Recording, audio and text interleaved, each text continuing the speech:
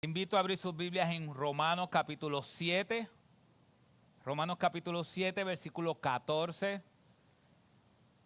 Antes, cuando decidimos como los servidores de la iglesia comenzar Romanos, yo sabía que Romanos iba a ser una carta difícil y siempre tenía en mente Romanos capítulo 7. Cuando lleguemos a Romanos capítulo 7, ahí va a ser. Y llegamos a Romanos capítulo 7 y vamos a ver qué va a pasar. Vamos a ver. Así que leamos la palabra de Dios. Recordemos que si la palabra de Dios a veces es difícil de interpretar, no tiene que ver porque que Dios balbuceó, tiene que ver con nuestra mente finita, tiene que ver con nosotros. Así que leemos su palabra y clamamos a Dios que nos ayude a interpretar correctamente su palabra. Pablo abre su corazón con los romanos y les dice: porque sabemos que la ley es espiritual, versículo 14, pero yo soy carnal, vendido a la esclavitud del pecado, porque lo que hago no lo entiendo, porque no practico lo que quiero hacer, sino lo que aborrezco, eso hago. Y si lo que no quiero hacer, eso hago, estoy de acuerdo con la ley, reconociendo que es buena. Así que ya no soy yo el que lo hace, sino el pecado que habita en mí.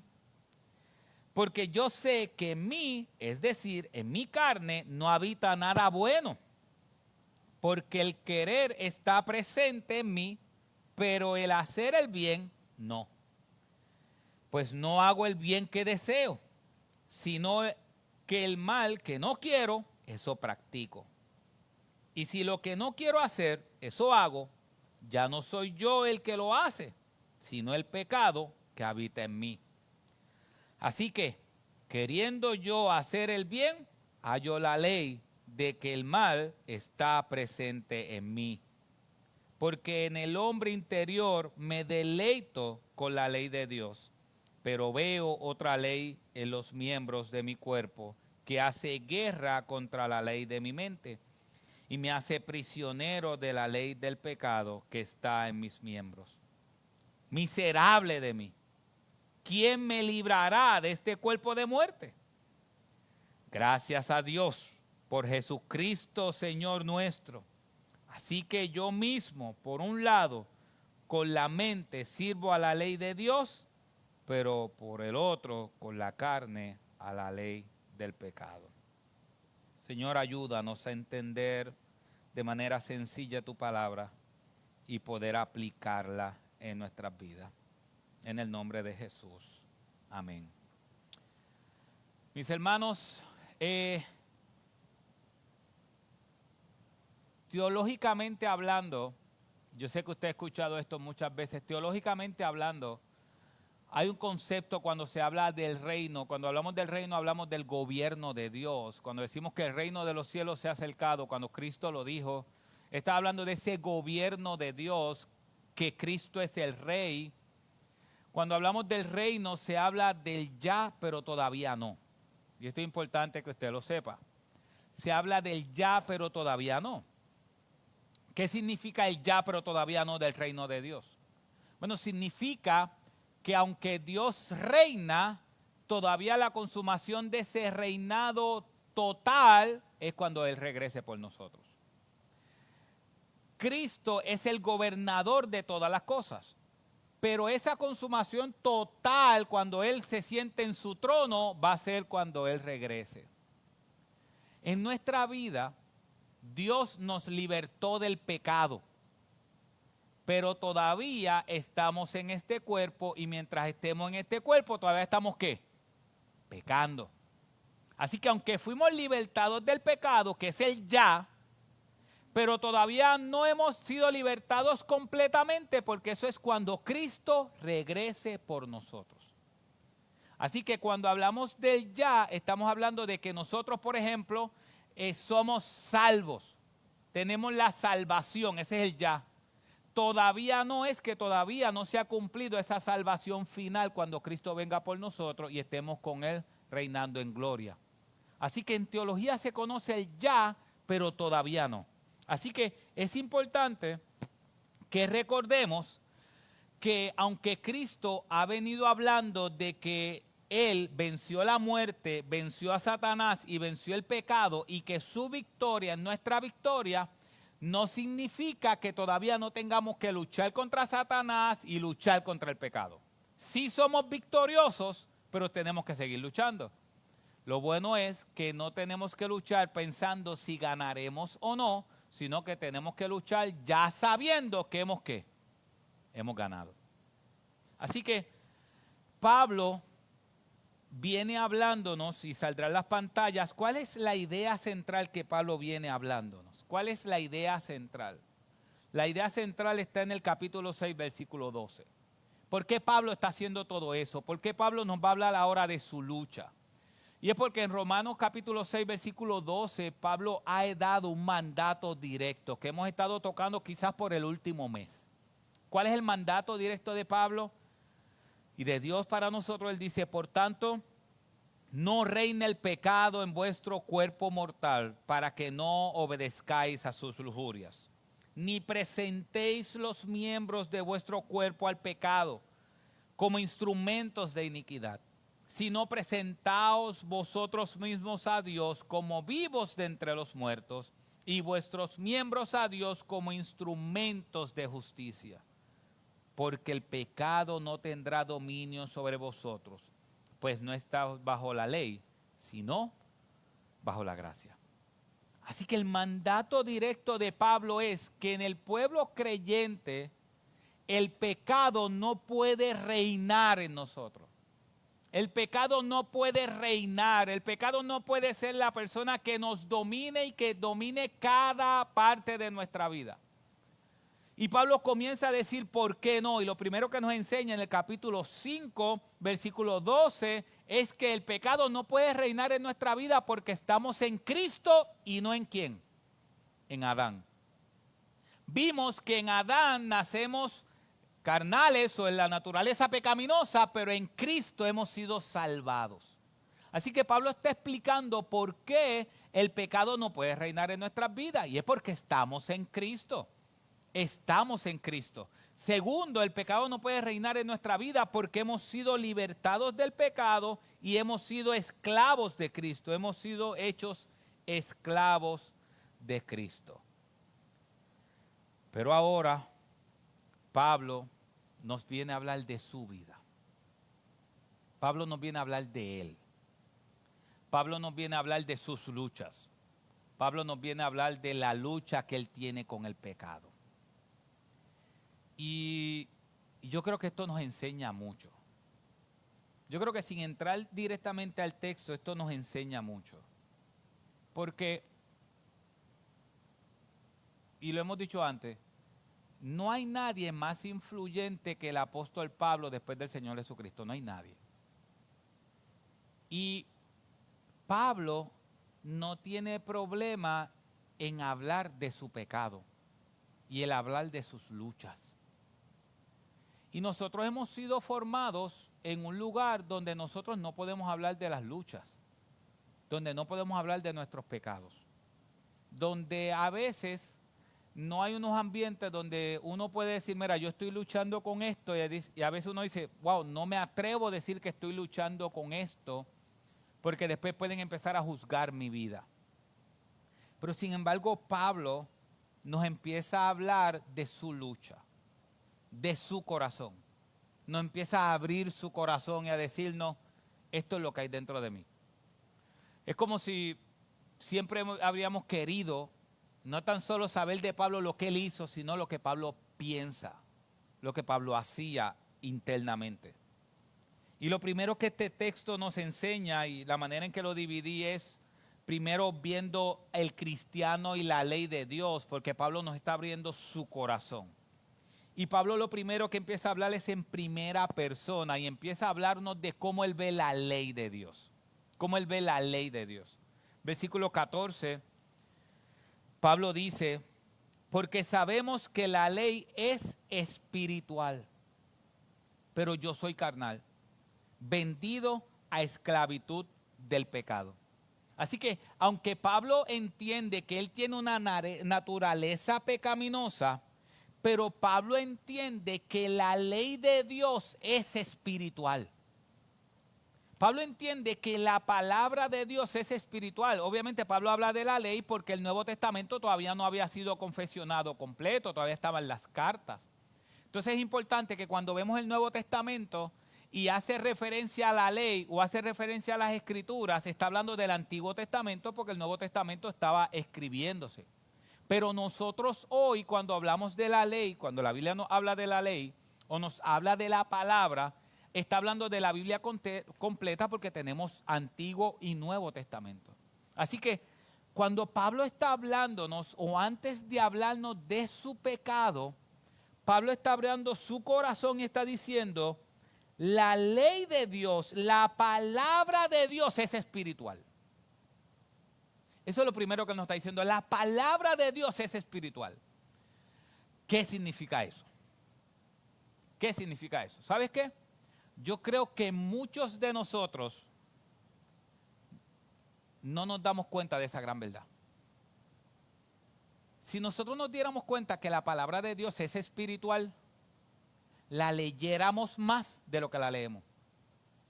Si nosotros nos diéramos cuenta que la palabra de Dios es espiritual, la leyéramos más y viviéramos en su palabra. ¿Qué significa que es espiritual? ¿Qué implica Pablo aquí? Segunda de Pedro nos enseña exactamente qué es lo que Pablo está diciendo. Cuando Pablo dice que la ley es espiritual, está diciendo que el origen de la ley y de la palabra es espiritual. Que el origen, mira lo que dice segunda de Pedro capítulo 1 versículo 20, un pasaje muy conocido. Pero ante todo sabed esto, que ninguna profecía de la Escritura es asunto de interpretación personal. ¿Sabes qué Pablo está diciendo ahí? Pedro está diciendo, ninguna profecía de la Escritura, la Biblia, no es asunto de interpretación personal. ¿Sabe qué significa eso? Que cuando Dios exhaló la Biblia, que es inspirada, lo va a decir más adelante, esto que nosotros tenemos no es una interpretación de un hombre. No fue que un hombre quiso escribirnos un libro y nosotros leemos el libro que quiso escribirlo un hombre. No, esto no fue un hombre. Pedro sigue diciendo, pues ninguna profecía fue dada jamás por un acto de voluntad humana, sino que los hombres inspirados por el Espíritu Santo hablaron ¿qué? De parte de Dios. Así que el origen de esto, el origen de la ley, de la palabra de Dios es un origen divino. Dios utilizó personas, pero la inspiración es divina. Estas son las palabras de Dios. John Piper dice, si tú quieres escuchar a Dios audiblemente, lee en voz alta su palabra. Mis hermanos, lo que nosotros tenemos en la mano, ¿sabes cuánta gente murió porque nosotros tuviéramos esto en la mano?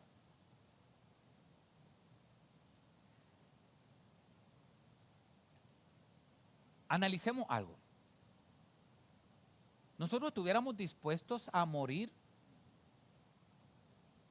por tener una Biblia en la mano? Las convicciones de aquellos que vinieron antes que nosotros eran unas convicciones tan grandes de que esto es la palabra de Dios, que aún arriesgaban sus vidas escondiendo la Biblia y leyéndola escondidas, y muchos fueron capturados leyendo la Biblia y los mataron por leer la Biblia. A nosotros ahora a veces hay que matarnos para leer la Biblia. Y ellos los mataron por leer la Biblia. ¿Y ustedes saben qué? Sinceramente, ¿por qué nosotros no leemos la Biblia? Teóricamente sabemos que es la palabra de Dios. pero prácticamente, realmente en nuestro corazón, no la leemos porque no creemos que es verdaderamente la palabra de Dios.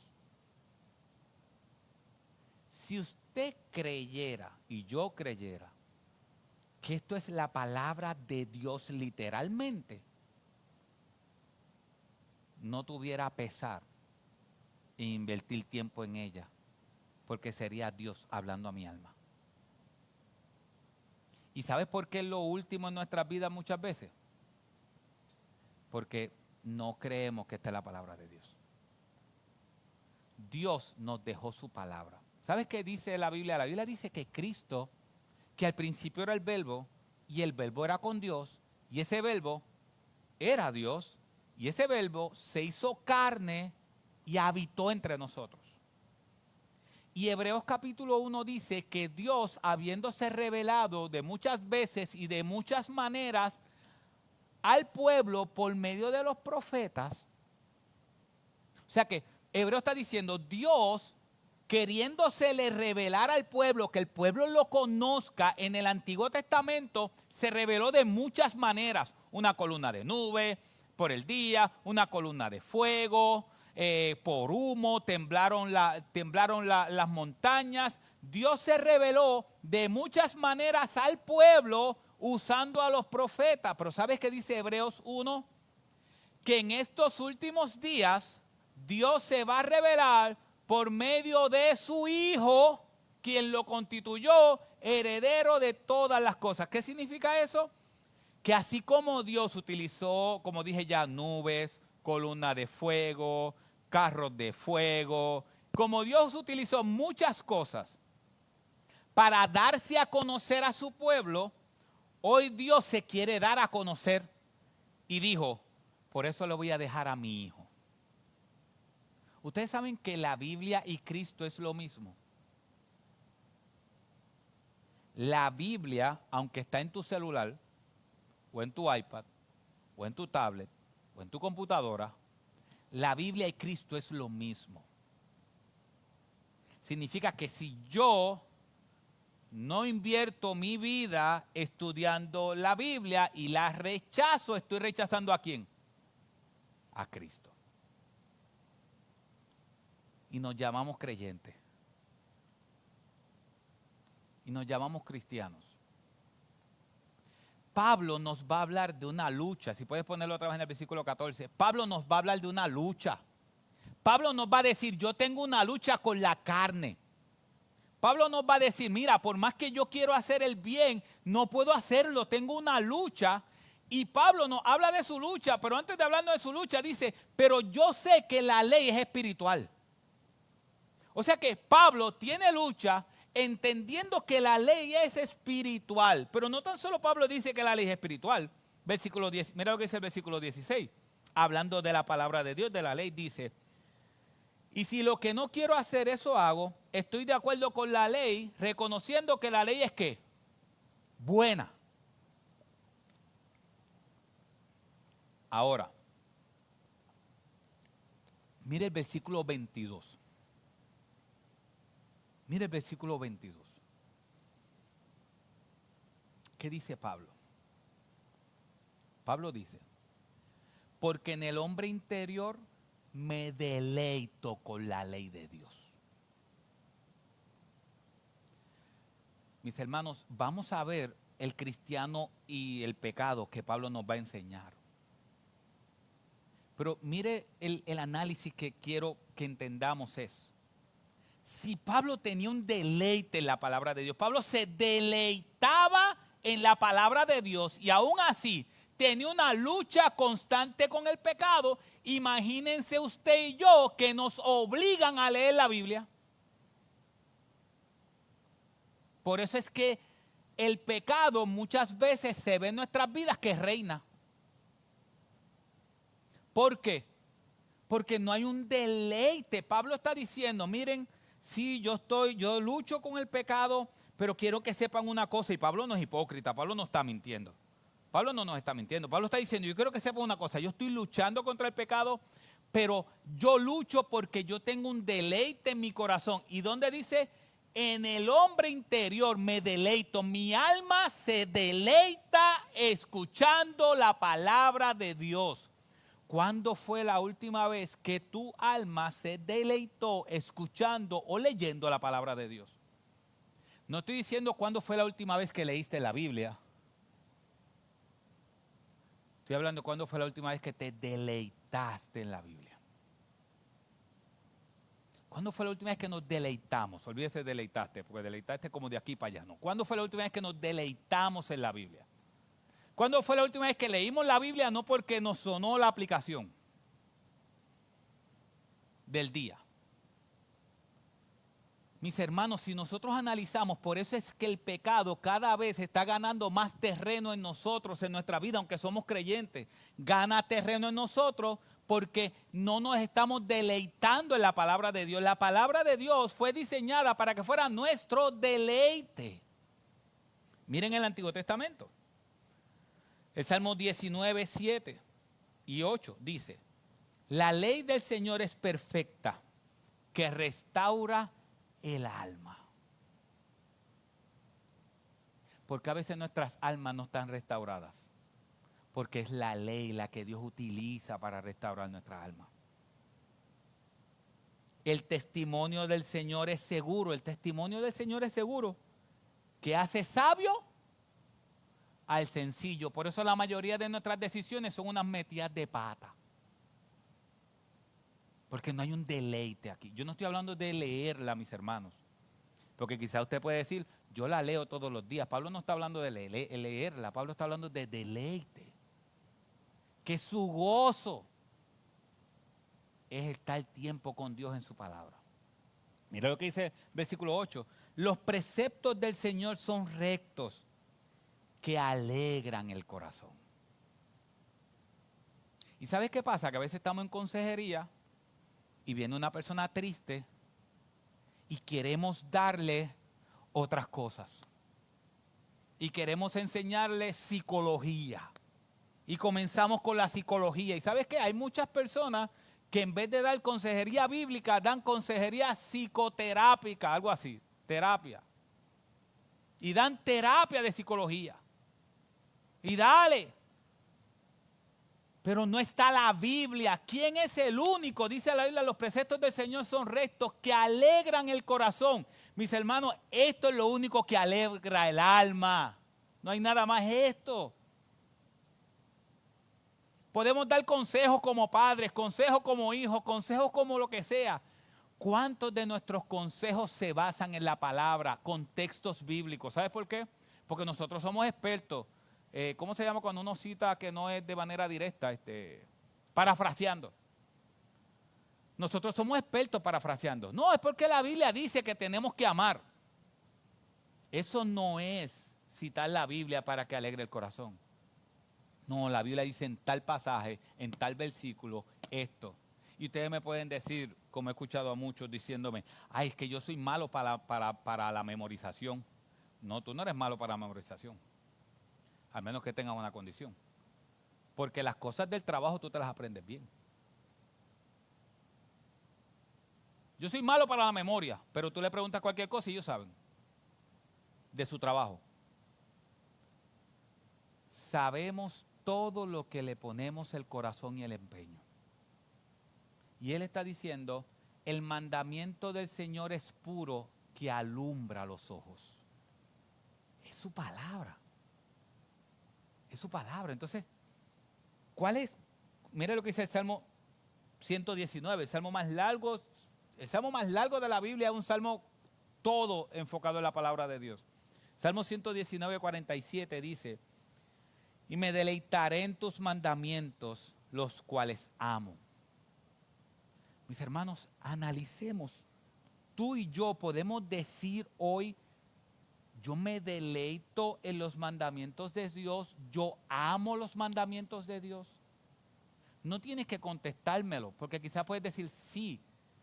Cuánto tiempo tú le dedicas, el tiempo que tú le dedicas semanalmente y diariamente a los mandatos de Dios, dicen cuánto amas su palabra. Escucha bien, El tiempo que tú y yo, esto no es solamente tú, el tiempo que tú y yo le dedicamos a la palabra de Dios semanalmente, le dice a Dios y a mi corazón y a tu corazón cuánto realmente amamos a Dios. Y estamos esperando que un libro nos transforme. El libro de Pecados Respetables va a ser un buen libro, lo vamos a estudiar. Pero ese libro no va a transformar a nadie.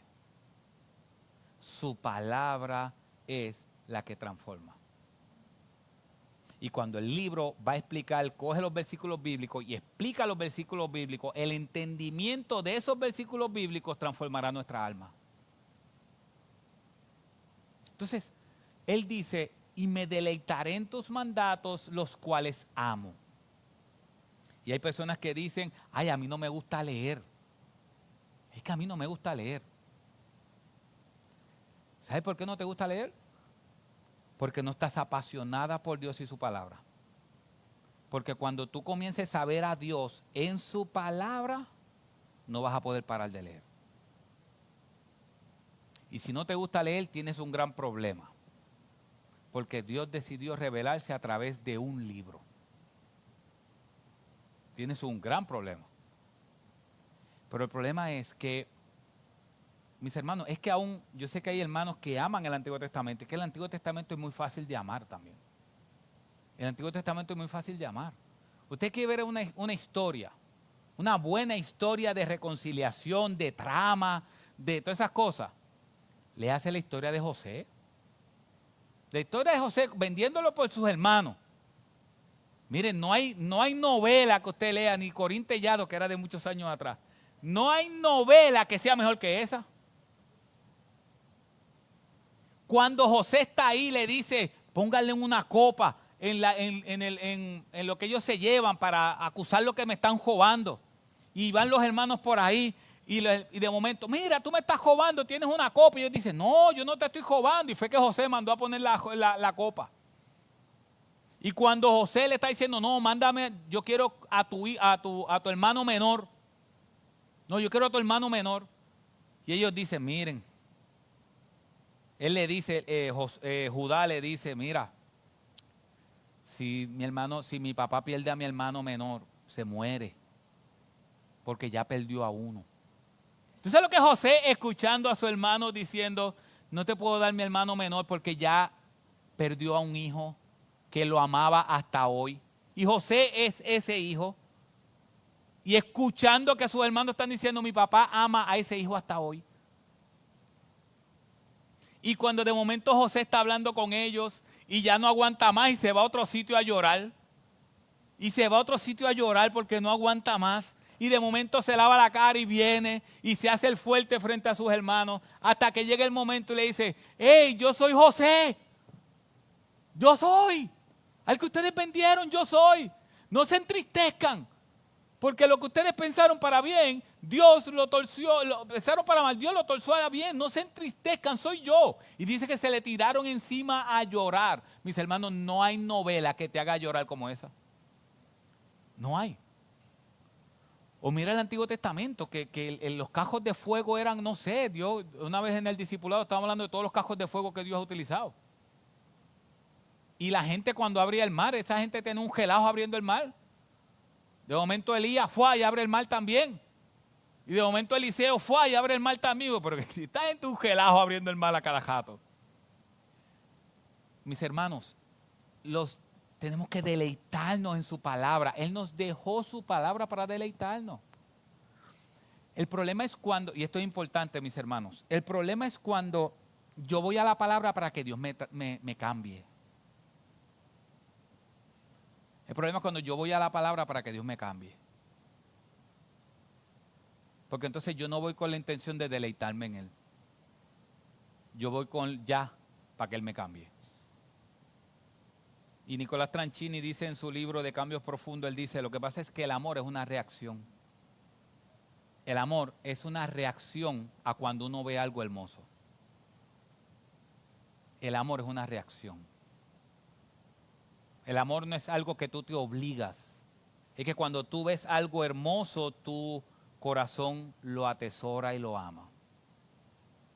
Entonces, por eso no vemos a Dios como algo tesoro y hermoso, porque vamos a su palabra, porque estamos obligados o porque tenemos que una asignación o porque queremos que Él me cambie. Y sabes que por eso quizás hay poca transformación en tu vida y en la mía. Porque sabes que, dice 2 de Corintios capítulo 3, que la única manera de ser transformado es cuando vemos su gloria. Dice, a todos descubiertos como un espejo, veremos la gloria de Dios y vamos a ser transformados de gloria en gloria hasta su imagen como por el Espíritu. El problema es que cuando yo leo su palabra no veo su gloria, lo que veo es otra cosa. Señor, déjame ver qué pecado tengo que dejar. Ah, mira, tengo que dejar uno más. Ah, ok, ya terminé. Terminé un pecado más. Ok, Señor, ayúdame. Ayúdame porque tengo que dejar tantos. No. Es la gloria de Cristo a través de su palabra. Yo le di a una persona una asignación hablándole de Lucas capítulo 7.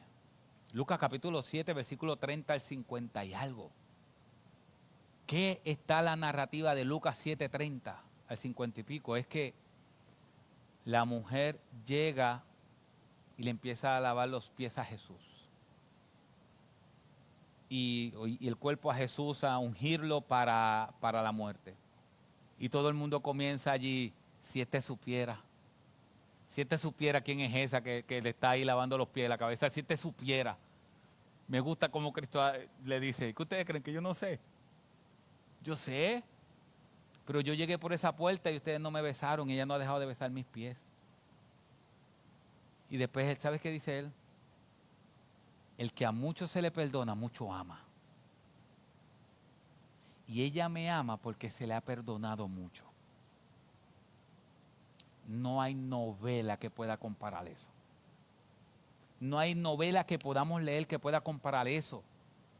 A Dios mismo encarnado hablando y perdonando y salvando. Y si usted quiere otra película más que pueda leer en la Biblia, búsquese el hijo pródigo. Qué tremenda historia la del hijo pródigo. El padre que cuando el hijo viene lo ve de lejos. ¿Quién fue el que falló? El que falló fue el hijo. El que falló fue el hijo. Y el padre cuando lo ve de lejos no espera que el hijo venga. El padre corre hacia el hijo. Y el hijo no dice, papi, mira, perdóname. El hijo comienza, papi, mira. Y el papá no le dio opción de que él hablara. El papá rápido lo abrazó y lo perdonó sin que el hijo dijera nada. Pero el hijo había rechazado, había despilfarrado todo lo que el papá le había dado. La Biblia está llena de deleite. El problema es que sus mandatos para nosotros son gravosos. Mira lo que dice 1 de Juan capítulo 5, versículo 3. Porque este es el amor de Dios, que guardemos sus mandamientos, y sus mandamientos no son ¿qué? Gravosos. ¿Sabes por qué sus mandamientos son gravosos para nosotros? Porque no entendemos el amor de Dios. Porque entendemos que lo que necesitamos es otra cosa. Necesitamos amar su palabra. Él dice en Jeremías capítulo 2, este pueblo ha hecho dos males. Me ha abandonado a mí, fuente de agua viva, y se ha acabado para sí cisternas rotas que no aguantan agua. Mis hermanos, tenemos que analizarnos cuán deleitoso es su palabra en nuestra vida. Por eso es que se nos hace difícil cambiar, por eso se nos hace difícil la lucha con el pecado. Si vuelves un poco hacia atrás, Pablo está diciendo, yo me deleito en la ley de Dios. Versículo 14, el de Romanos 7. Yo me deleito en la ley de Dios. Yo hallo placer, satisfacción. Pablo está diciendo, para mí la palabra de Dios es satisfacción para mi alma. Así que Pablo diciendo que la palabra de Dios es satisfacción para su alma, ahora vamos a ver el cristiano y su lucha con el pecado. Pero mis hermanos, ¿estamos en desventaja nosotros o no? Pablo luchaba contra el pecado y se le deleitaba en su palabra. Nosotros que casi no nos deleitamos en su palabra, ¿estamos en desventaja o no? En la lucha con el pecado. Claro que estamos en desventaja. Ahora miremos la lucha de Pablo y cómo el cristiano y es su lucha con el pecado. La lucha tuya, la lucha mía. Aquel que diga que no lucha contra el pecado tiene un problema. Porque el hombre que plantó más iglesias del Nuevo Testamento, el hombre que escribió más libros que cualquier otro en el Nuevo Testamento, dice, yo tengo un problema. Y es que soy pecador y peco. ¿Y sabes cuál es el problema de nosotros? Voy a decir cuál es otro problema de nosotros. Esto parece más un desahogo, pero voy a decir cuál es el problema de nosotros. Que nosotros sabemos que somos pecadores, pero nos molesta cuando alguien nos dice lo pecador que somos. Sí, yo soy pecador, pero deja que yo me lo diga, que nadie me lo diga a mí. Ese es el problema de nosotros. Analicen. Cuando alguien te dice que estás pecando, ¿te molesta o no? Sí, pero sabes que eres pecador. Sí, porque es que a ti y a mí nos gusta saber que somos pecadores, pero yo me lo digo a mí mismo. Ya yo me dije a mí mismo que soy pecador, pero que nadie más me lo diga. Entonces, hay una lucha. Y Pablo dice, versículo 14, y leeremos completo. Pablo dice, 14, porque sabemos que la ley es espiritual, pero yo soy carnal, vendido a la esclavitud del pecado. Pablo lo que está diciendo, él nos está hablando de libertad del pecado. Aquí nos está hablando de que aunque él ha sido libertado del pecado, el pecado está en él. Está en este cuerpo mortal. Eso es lo que implica eso. Soy carnal. Lo que significa eso que es que tengo una naturaleza humana caída de Adán. Por eso es que dice Efesios 1, 13, si no me equivoco 14, que el Espíritu Santo es el sello de nuestra herencia futura. Va a llegar un día donde nosotros vamos a dejar de luchar con el pecado. Pero ese día es cuando Cristo regrese por nosotros o nosotros nos vayamos primero. Lo que venga primero. Miren lo que dice Pablo, versículos 15 al 20. Utiliza más o menos la misma imagen para explicar el mismo concepto. Miren lo que dice. Porque lo que hago no lo entiendo. Porque no practico lo que quiero hacer. Sino que lo que aborrezco, eso hago. Y si lo que no quiero hacer, eso hago, estoy de acuerdo con la ley, reconociendo que es buena. Así que ya no soy yo el que lo hace, sino el pecado que habita en mí. Porque yo sé que en mí, es decir, en mi carne, no habita nada bueno. Porque el querer está presente en mí, pero el hacer el bien no. Pues no hago el bien que deseo, sino que el mal que no quiero, eso practico. Y si lo que no quiero hacer, eso hago, ya no soy yo el que lo hace, sino el pecado que habita en mí. Algo importante, mis hermanos, es que hay una doctrina, yo creo que hay dos extremos. Hay una doctrina que todo se lo acusa a Satanás. Todo es culpa de Satanás. Y hay una doctrina que nada es Satanás. Pablo está hablando del pecado y lo que él peca. Y el libro que más Pablo se trata del pecado, que más Pablo expone el pecado, expone el desenfreno, es Romanos. Y él viene a mencionar a Satanás en el capítulo 16. Aquí Pablo no está diciendo que quien lo está llevando a pecar es Satanás. ¿Quién Pablo está acusando que lo está llevando a pecar? La carne. Entonces Pablo lo que está diciendo es, yo tengo una lucha con la carne. Yo tengo una lucha con la carne. Y es que por más que yo quiero hacer el bien, termino haciendo el mal que no quiero. ¿Y sabes qué? Toda persona espiritual siente exactamente lo mismo. Si tú estás aquí y tú dices, fíjate, yo casi no lucho con el pecado. ¿Sabes por qué casi no luchas con el pecado? Te voy a utilizar las palabras de carne, de Pablo. Porque eres un ¿qué? Un carnal. Un canto de carne. Todo espiritual sabe que es carnal, como dijo Pablo, y por tal razón, ¿qué? Lucha. Entonces el cristiano maduro lucha. El cristiano inmaduro, ¿sabes qué hace el cristiano inmaduro? Se esconde detrás del pecado. Oye, tú tienes que perdonar. Sí, no, digo, yo sé que hay situaciones, hay tiempo, no todo es igual, pero llevan tiempo, ¿no? Que tú tienes que, para aquella persona que habló mal de ti, tú tienes que perdonarlo. Sí, no, yo tengo que perdonarlo, pero, chacho, no. El inmaduro siempre va a buscar la manera de no hacer lo que dice la Biblia. El maduro, como atesora la palabra de Dios y se deleita en ella, aunque al principio da unos cuantos aletazos, porque aún el maduro da sus aletazos cuando nos dicen a uno que está mal, pero terminamos arrepintiéndose de los pecados. Pablo está diciendo, mis hermanos, hay una lucha. Miren lo que dice Gálatas. Por eso les digo, Gálatas 5:16, por eso les digo, dejen que el Espíritu Santo los guíe en la vida. Entonces no se dejarán llevar por los impulsos de la naturaleza pecaminosa. Esto es de la Nueva Traducción Viviente. Dice, la naturaleza pecaminosa desea hacer el mal, que es precisamente lo contrario a lo que quiere el Espíritu.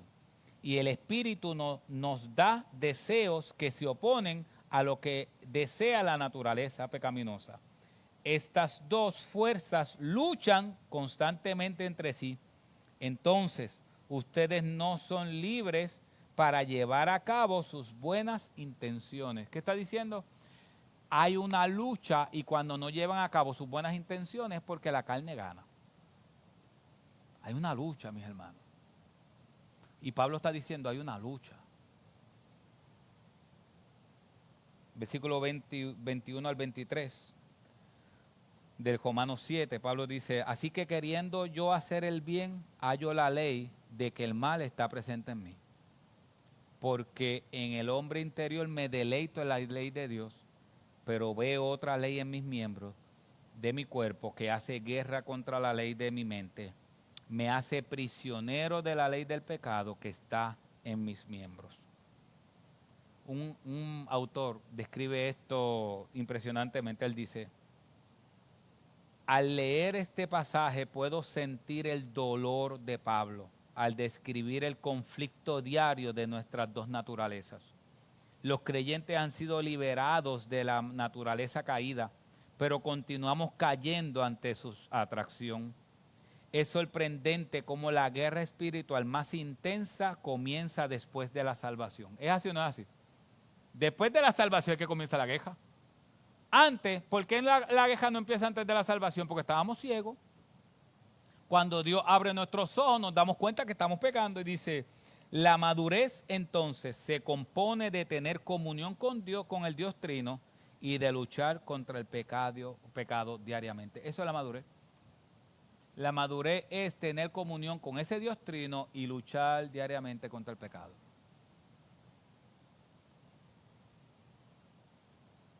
Hay el autor del libro, Jerry Bridge. Yo tuve una reunión con él, estaba el pastor Otto, estaba yo, había unos hermanos más.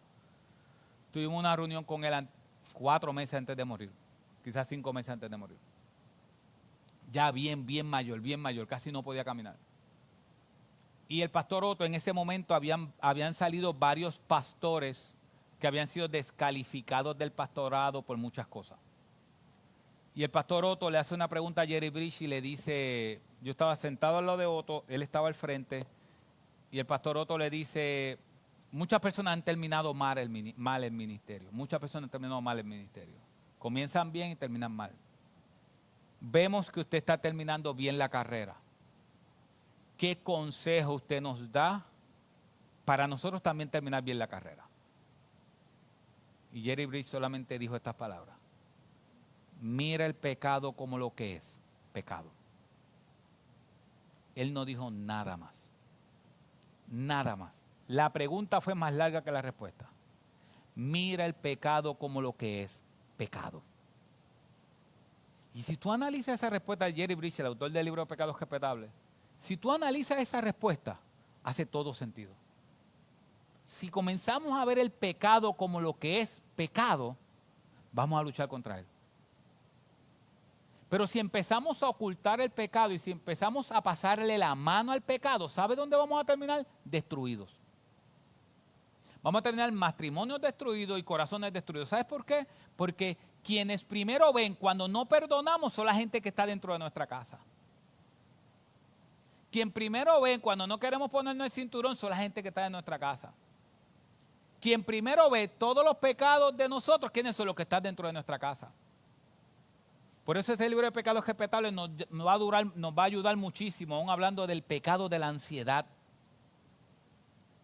¿Por qué? Porque nosotros estamos acostumbrados lamentablemente, a soportar ciertos pecados en nuestra vida, sin darnos cuenta que todos los pecados destruyen.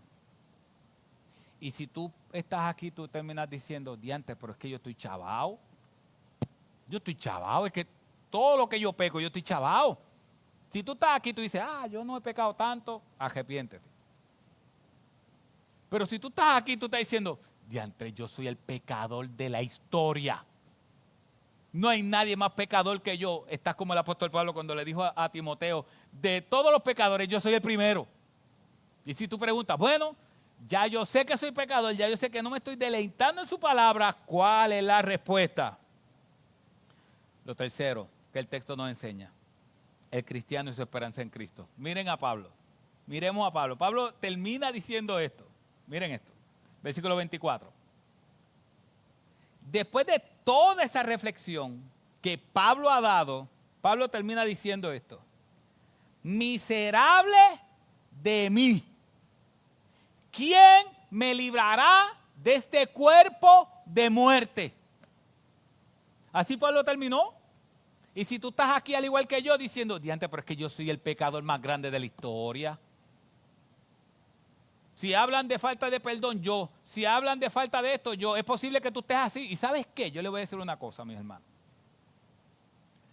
Yo quiero ser claro con ustedes, siempre.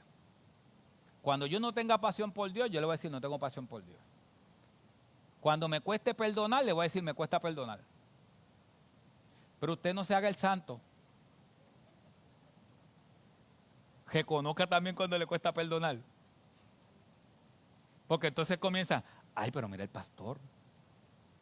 Y si no se supone que él perdone.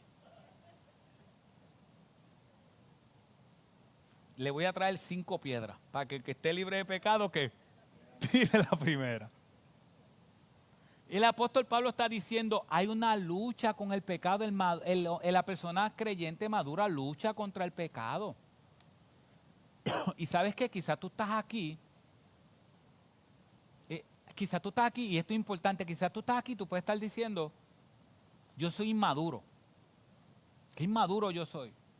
Y quizás no, quizás es lo contrario. Quizás eres maduro y lo que está demostrando tu madurez es que sigues luchando. La persona madura en la fe lucha. Y si tú estás luchando, es posible que seas maduro. Pero lo que yo quiero que ustedes sepan es que, vean en el texto, es que estamos en desventaja. ¿Por qué estamos en desventaja contra la carne? Estamos en desventaja contra el pecado. Porque Pablo luchaba con el pecado y su deleite era su palabra. Su deleite era su palabra. Entonces nosotros estamos luchando contra el pecado, pero ¿dónde nos estamos deleitando? ¿Dónde nos estamos deleitando? Entonces si estamos aquí, tú como yo, diciendo, ¿y qué va a pasar, miserable de mí? ¿Quién me va a librar de esta carne? No sé, cuando usted peca y no quiere y dice, pero Señor, esta carne hay que castigarla. Usted sabe que hay una doctrina que dice, hay que castigar la carne. Castigarla. Pablo dice, ¿cómo? Pablo dice, miserable de mí, ¿quién me librará de este cuerpo de muerte?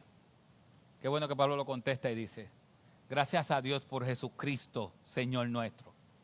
¿Quién nos librará de este cuerpo de muerte?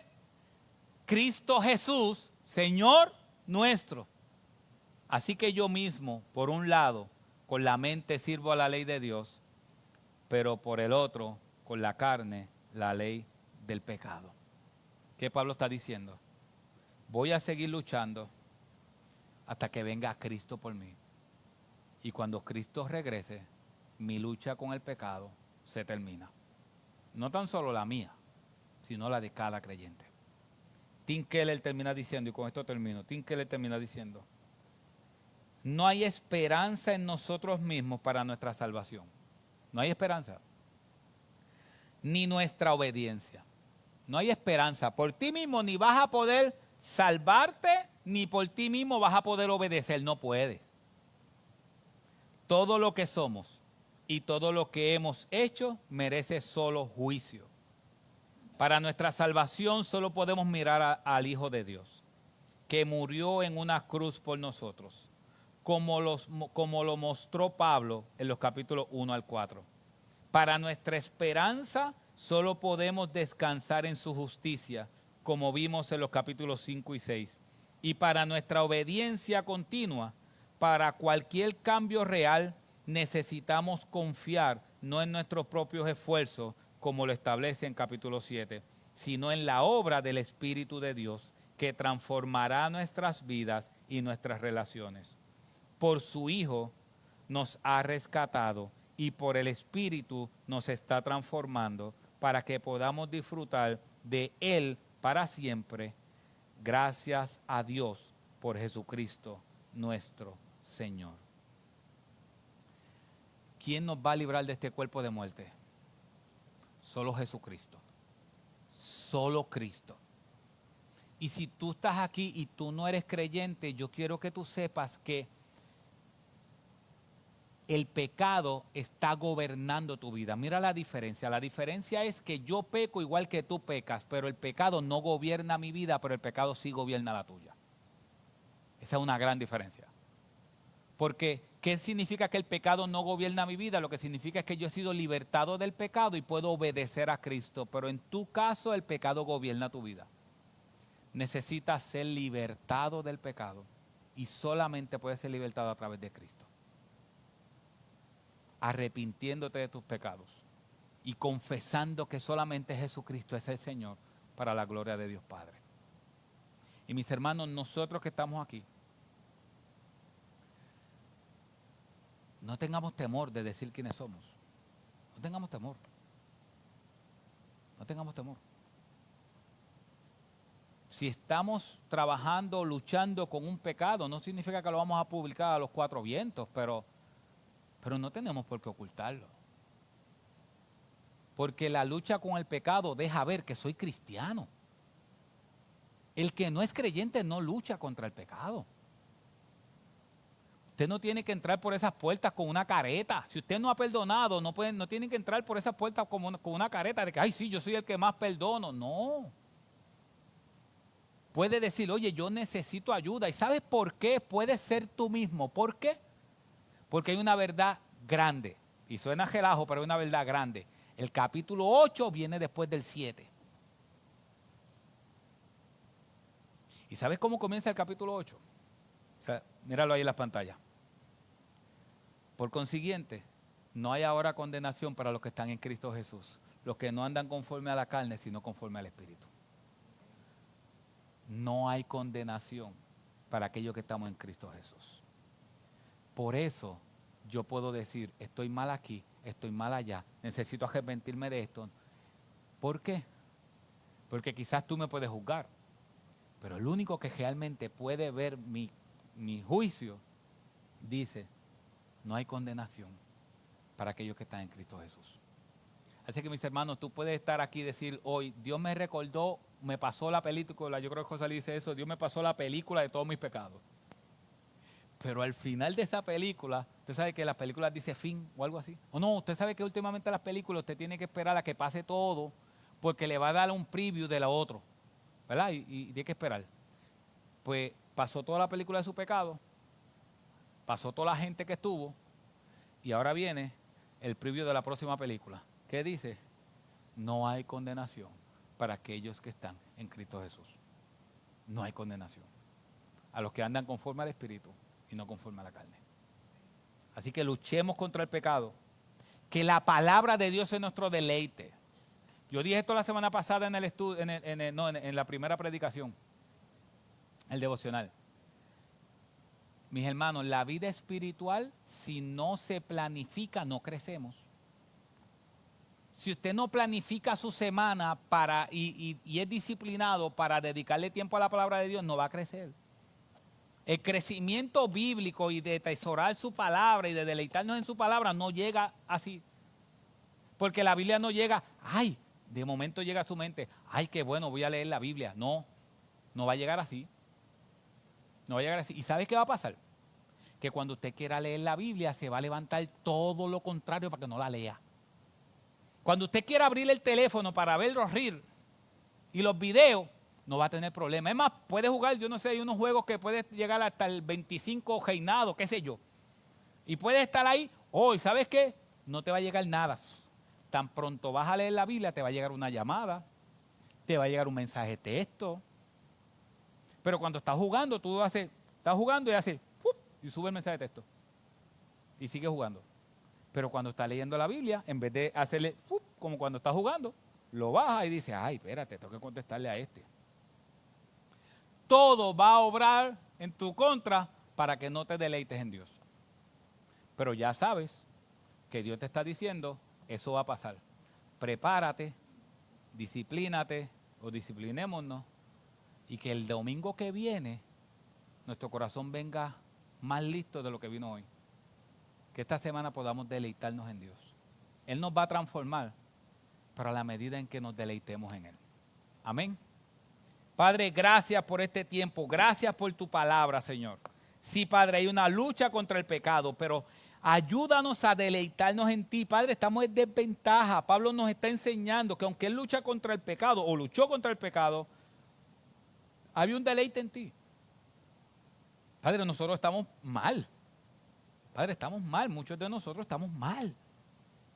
Porque tenemos la misma lucha que Pablo, con diferentes maneras, pero la misma lucha, y poco deleite en ti. Poco deleite en ti. Padre, perdónanos. Perdónanos cuando vamos a leer tu palabra porque es obligado. Perdónanos, Señor, cuando vamos a leer tu palabra porque queremos demostrar cosas. Padre, perdónanos cuando leemos tu palabra porque queremos cambiar. El cambio sí viene como consecuencia, pero viene como consecuencia de deleitarnos en ti, de ver tu gloria. Padre, perdónanos porque tú nos dejaste un libro. Y dice tu palabra que no hay un libro como ese. No hay un libro como ese. Los demás libros no producen vida. Tu palabra produce vida. Y vida en abundancia. No hay un libro como ese. Pero nuestras vidas están tan enfocadas en este mundo que las historias ficticias llenan más nuestro corazón que las historias verdaderas que tu palabra cuenta. No hay historia más hermosa que el Señor Jesucristo haciéndose carne a morir por viles pecadores que lo odiaban y lo aborrecían. Y que aún aquel que estaba en la cruz, primero aborreciendo su nombre, terminó ese día en el cielo por tu gracia. No hay historia de amor más grande que esa. Netflix, ni YouTube, ni ninguna de esas plataformas puede hacer una historia más grande que esa. Padre, que esa historia llene nuestra alma. Que la historia de salvación, que la historia de que Cristo se hizo carne y habitó entre nosotros y que vimos su gloria, gloria como unigénito del Padre, lleno de gracia y de verdad. Que esa historia de un Salvador en la cruz, crucificado, pero resucitado al tercer día, que esa historia cautive nuestras almas para siempre. Que esa historia nos dé fuerza para luchar contra el pecado. Y que esa historia, Señor, llene nuestros corazones y nuestras mentes. Necesitamos, Señor, porque esa es la mejor historia que cualquier persona puede escuchar. Gracias. Miserable de mí, miserable de nosotros. ¿Quién nos quitará este cuerpo de muerte? Gracias a Dios por Jesucristo nuestro Señor, que Él nos librará de este cuerpo de muerte. Gracias a ti, Señor, en el nombre de Jesús. Amén.